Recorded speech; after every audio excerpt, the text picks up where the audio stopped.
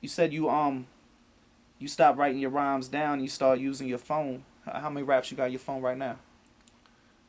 Numerous. I could go through pages and pages of stuff on my phone right now. So you like you might just wake up and write a rap. Oh yeah, I was always like that. Like I could get up, pop up out of my seat 3 in the morning, and hit the studio and start recording. You was on Warner Brothers when they had the backlash over Ice-T's Cop Killer, and they pulled out your project. We all know that. But they said there was a meeting where they spoke to the hip hop artists on Warner Brothers. It was called the Rap Summit. What was the Rap Summit like? Like how did they approach y'all? It was just basically a meeting where, they Warner Brothers no longer wanted to participate or affiliate with the artists that was catching the flack for gangster rap violence or so-called advocating violence in their lyrics. But they didn't want to do it in the cold manner. They had to respect like these are our artists that we signed, and we do have some commitment towards them. So we're gonna hold this meeting and explain our reasons, for falling back, and we're gonna do it on good terms rather than bad terms. And it could have been nasty, like um, court cases and shit like that because of failure to complete commitments. And that's basically what it was about. All right. You know, when you first in the early '90s, rap was still definitely regional. You know, like West Coast artists rock with West Coast artists. The South was mostly Texas and Florida. New York stuck together. How did you end up being on a song with Ice Cube and the Ghetto Boys? Because I had a love for those artists. Me being an artist from the East Coast, I think I was like one of the first. You might have been the first though. Yeah. Definitely with like Scarface. Yeah, I was like one of the first New York cats. You know what I'm saying? To be up on Scarface and the Ghetto Boys and NWA. I'm not saying the only cat, but I think I was along the bunch of one of the first New York cats. You know what I'm saying? To recognize those dudes for what they do. I mean, the proof is in the pudding. You see how it ended up later. Everybody had Scarface. Yeah. Exactly. What was that recording session like? Cause that was in person, right? I was recording the whole album in Cali at that point, and I was out there so long that I was doing back and forth trips, because I had a family. So Cube actually laid his vocals during the time I went back home, and I was in the studio with Scarface and Bushwick Bill, because they had came out to Cali, and we took advantage, them being out there, and I'm like, yo, I want y'all on the record, and I snatched up Scarface and Bushwick Bill. What was their reaction when you said that to them? Was they shocked? Actually, Surprised? I didn't have to say it myself. Right.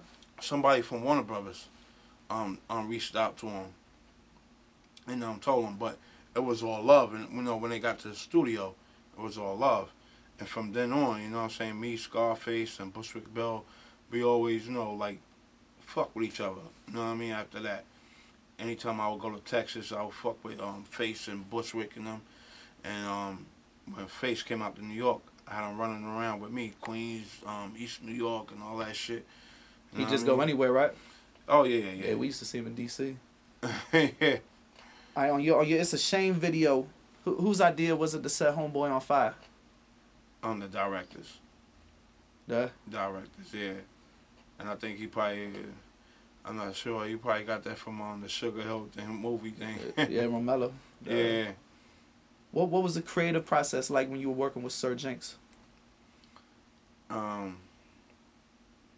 already had came out there with a basic format. Like I had songs that was already placed the beats, and he produced over what I did.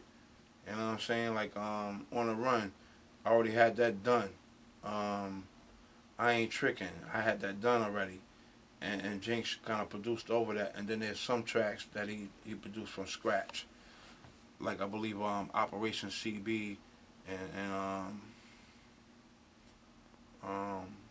Home Sweet Home. But like Edge of Sanity, Train Robbery, shit like that already had like tracks to him, and Jinx just like produced over them because he felt what I did was good. You know what I'm saying? Because I produced those tracks myself. You know what I'm saying? But you know, a lot of people don't know. Like even with Road to the Riches, my first album. You know what I'm saying? It said produced by Marley Marl, but I was bringing the records into the studio, like telling Marley, yo, put this with this and put this with that. You know what I'm saying? But Right. Marley Marl was just, pressing the buttons. You know what I mean? But I was actually, I should have got co-producer credits. Right. Are you gonna have them on this project? No, this particular project right here, I let the producers do their job, and I just basically just, did my lyrical thing. Well, where do you feel you at with your lyrics right now? Like top of the game, better than ever, better than everybody. I think I think I get better with time. You know what I'm saying? And I kind of got a reputation for that. Like some people like be like, yo, G is like, wine. He get better with time. You know what I mean? Like the syllables, man. The syllables. Yes, sir. How did you end up releasing a mixtape with GUnit? That came about by me producing me doing tracks with Scram Jones, and Scram Jones was pretty cool, pretty tight with my man that was over at GUnit, that's over at Def Jam now. Can't think of his name right off top. But my man Scram Jones was tight with him, and they got to talking, and